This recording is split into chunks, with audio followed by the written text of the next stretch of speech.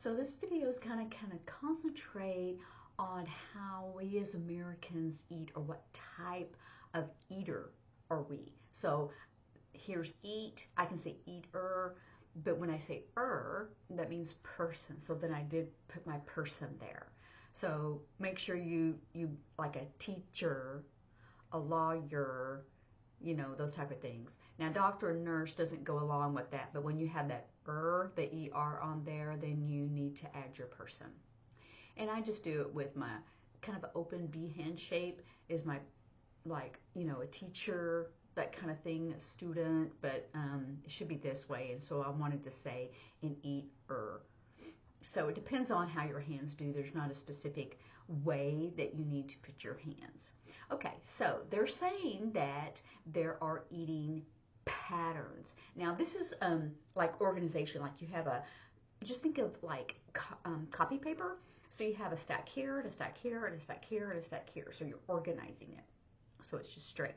This is to plan. It's kind of the same thing, but it's more of a sweeping motion. So we're gonna, plan. Okay, so they said that the first one is an anxious eater. Anxious. And so we did anxious as like a nervous eater. We're anxious, nervous. This is nervous, but I would do anxious. Probably if someone was using that word, anxious eater and anxious eater, I would use this one instead of this one. This is more of like, oh gosh, I'm scared, because your leg is wobbling, like you're standing when you're speaking or something like that, and you're nervous about that. The next one is, I think that's kind of me, is automatic. So we have our kind of a modified X hand shape, and on here is it's just automatically done, like when you do your card in or something like that. So that's automatic. Like when people are just doing something, they are, just eating automatically. So we'll go into that a little bit more. But I just want to get the terms down first. So enthusiastic, just rubbing your hands together, enthusiastic. And then fourth, escapist. We're still going to be, even though it's IST, we're still, because it's talking about a person, an escapist, and not an escaper, escapist, but it's basically the same. So an escapist. And then, so the last one is uplifting, to encourage uplifting. So let's discuss these five. So the first one, anxious, it says these are the people they eat whenever they are stressed or anxious, or they can't sleep. The second one, automatically, is when they just, while they're busy doing something, and they'll just eat, not really thinking about what's really delicious or what they really want, but just kind of eating automatically. And the third one, enthusiastic. I think this one is probably the best. It says they make their food a priority. This is our list, and we start at the bottom and we go to the top, but this is the top priority. So they make it a priority. They said that, the social activities, that's really kind of, where eating happens. But they're enthusiastic. They maybe want to cook, a special meal, and just sit down and just really enjoy it. And the fourth one, escapist. These are the people that are emotional eaters. And they eat to just escape, because they can just concentrate on their food, or they have an emotion, and so they're just going to indulge in that. Whatever that emotion is, either it's happy or sad or angry, they're just eating that. Maybe not something that they really enjoy, but it could be comfort food. And I think most people eat that if they're like sad or depressed. And sometimes, it's if it's cold or those kinds of things. So that's what that is. It's an escapist. And so the fifth one is uplifting. And that's when people are bored. So they want to eat something specific, maybe some ice cream or chocolate or whatever, to change their mood. And I did M D. So I did M and around it and came up to a D. Mood. This is personality, character, mood, all of that. It's because it's the same concept. Or they want to reward themselves. Like, for example, maybe they did something that was hard, or they finally achieved something that they wanted to do, and so they want to go out and to celebrate. And so it's more of an uplifting. It's something they wanted to try to eat, or a special restaurant, or special food that they normally don't eat. So that type of thing. And I think many of us do that. I mean, why not? We should. It's like, oh, I want to celebrate. How do I do that? So, and then they said that America, in particular, they had these percentages of how people eat in general. And they said that the top one is enthusiastic eaters, which I thought that was kind of good because, you know, I think it's good. I mean, yeah, if you're just like if you're at a party or something, or at someone's house and you're just, just grabbing it and eating, but it's usually something that's special, and so you would enjoy it. I know, like sometimes my husband, when he sits down, there's something that he really wanted to eat, and he sits down and he just really enjoys it and eats slower. So I think that's more of an enthusiastic eater because that food is a priority, not I must eat that, it's something specific. And it's not every day that he does that, but when he really enjoys it. Okay, so Americans, 32%, see, 32, we got our 3 first and then our 2, and I move it over slightly, 32. And then I draw the percent sign. I just have a flattened O hand shape, and then I just draw a percent sign. So that's enthusiastic. And then the next one, there's a tie between automatic and uplifting. So automatic and uplifting eaters are 27. See, here's my 2. Well, ago I did 32.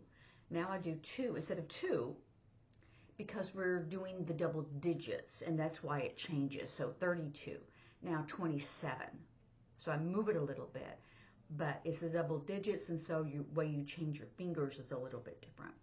27%, both of those. So people will be automatically, they're just busy, or they just have some food, a little snack, and they just grab it and eat it. And it's something that they like, or they wouldn't have it, in their house, but they're just kind of eating and not really enjoying it, or even thinking about it, or thinking that, oh, I'm full, or I'm not really hungry. They're just eating automatically. And the uplifting, remember we said, is when they're bored. So maybe they're just watching TV, right? And some popcorn or some chips or something. Or, and it could be to reward, but that's going to be on a special occasion. And then to change your mood, maybe you like had a hard day at work, and so you're going, man, I know I shouldn't eat that. It's like high in calories or high in sugar or whatever, but I'm going to eat it anyway, right? So that ties into that.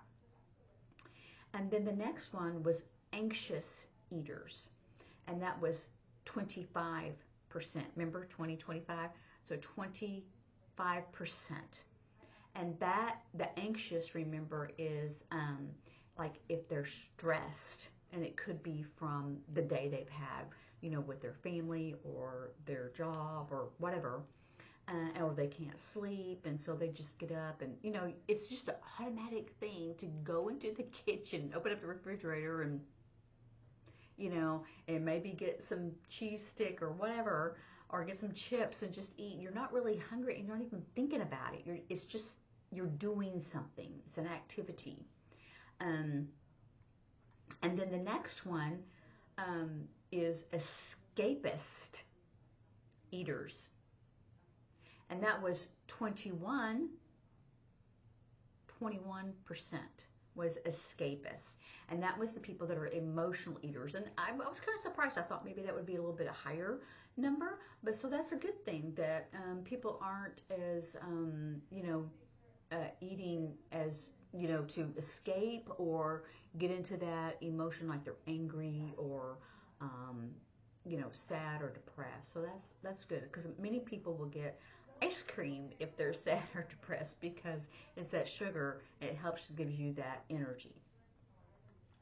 And then I guess they asked people questions because they said that the last one was none of the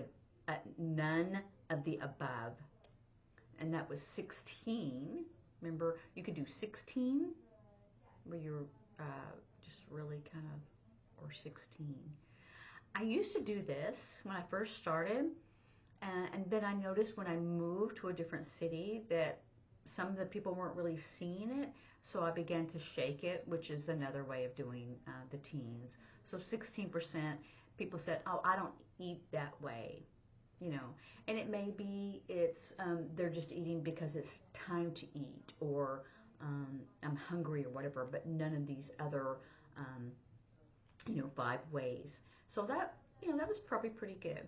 So I don't know if there was anything, and this was from HIMS study, and it says that the respondents, the people that answered the questions, it said that they could select more than one eating pattern. If someone says the word pattern, I would say this. If I was in a hurry, it might be this, or this. And I try to have planned this way.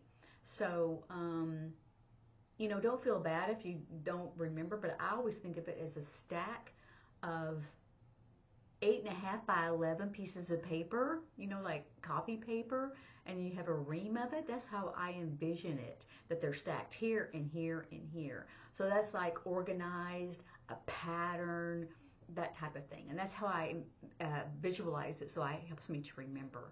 But if you're going to prepare or you got a plan, so it's all kind of the same thing because you have to organize. All of that is to organize. And they said that the most enthusiastic eaters were where? New Orleans. So this is our O hand shape, and this is just a regular B hand shape. New Orleans, that's the sign for that city. So that's interesting because they have that Cajun food. And I was going to see, and they said that the most automatic eaters live in Atlanta. So we're going to do Atlanta. Now this is Arizona because it's dry, so that's Arizona, so this is Atlanta. It doesn't matter if you start from the left to the right or the right to the left. And the most uplifting eaters, remember, to change their mood, was in San Antonio, maybe because of the Mexican food or Tex-Mex. And then, so that was kind of funny. And the most anxious eaters was Salt Lake City, SLC. I don't know that they have another sign for that, but they might. So if you know of another sign for Salt Lake City, let me know. But I always do SLC. It's a lot easier. Okay. And the most escapist eaters live in, and I don't even know a sign for this one, Minneapolis, Minnesota. And I think that's it. I think we've got it all. Okay, so that's kind of interesting, and where they live, where they have the most type of eaters. So it's something to kind of think about. Maybe your environment, maybe that's nurture versus nature, right? So anyway, practice with your friends, and I hope this information was good as well, and plus you learned something on how to use the different numbers and signs and in a different way than it's shown before, or in a different way than you think about, signing that. So anyway, so I hope you're learning that you can sign anything just like when you voice it. This is to talk and this is to voice. So either one works. So anyway, enjoy, and I will see you later. Bye.